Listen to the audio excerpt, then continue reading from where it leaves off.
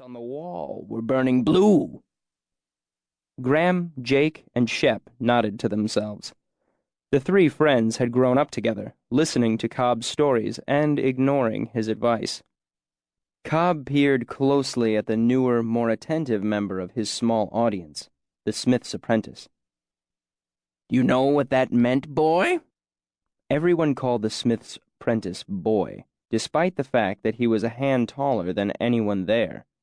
Small towns being what they are, he would most likely remain boy until his beard filled out or he bloodied someone's nose over the matter. The boy gave a slow nod. "The Chandrian?" "That's right," Cobb said approvingly. "The Chandrian. Everyone knows that blue fire is one of their signs. Now, he was—" "But how'd they find him?" the boy interrupted. "And why didn't they kill him when they had the chance?" "Hush now. You'll get all the answers before the end," Jake said.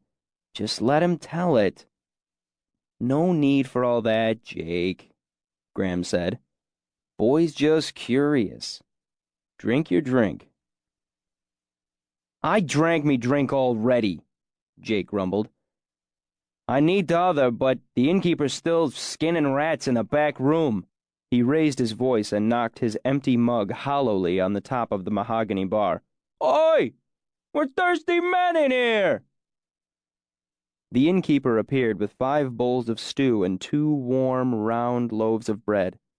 He pulled more beer for Jake, Shep, and old Cobb, moving with an air of bustling efficiency. The story was set aside while the men tended to their dinners. Old Cobb tucked away his bowl of stew with the predatory efficiency of a lifetime bachelor. The others were still blowing steam off their bowls when he finished the last of his loaf and returned to his story.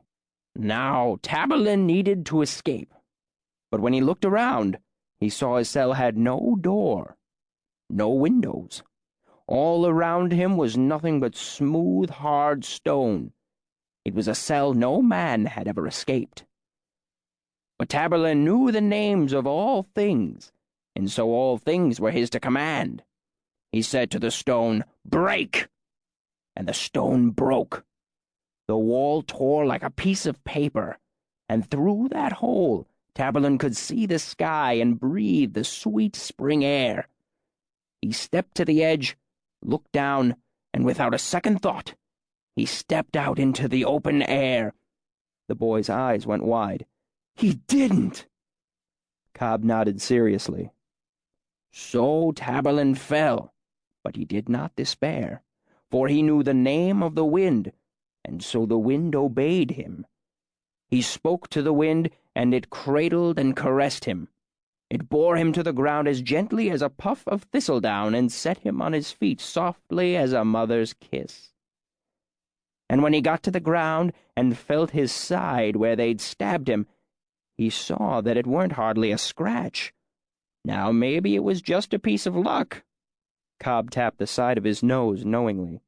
Or maybe it had something to do with the amulet he was wearing under his shirt. "What amulet?" the boy asked eagerly through a mouthful of stew. Old Cobb leaned back on his stool, glad for the chance to elaborate. A few days earlier, Taborlin had met a tinker on the road, and even though Taborlin didn't have much to eat, he shared his dinner with the old man. "Right sensible thing to do," Graham said quietly to the boy. "Everyone knows. A tinker pays for kindness twice." No, Jake grumbled. "Get it right. A tinker's advice pays kindness twice." The innkeeper spoke up for the first time that night. "Actually, you're missing more than half," he said, standing in the doorway behind the bar. "A tinker's debt is always paid.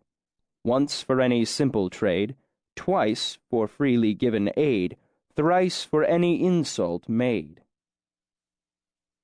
The men at the bar seemed almost surprised to see Kvothe standing there.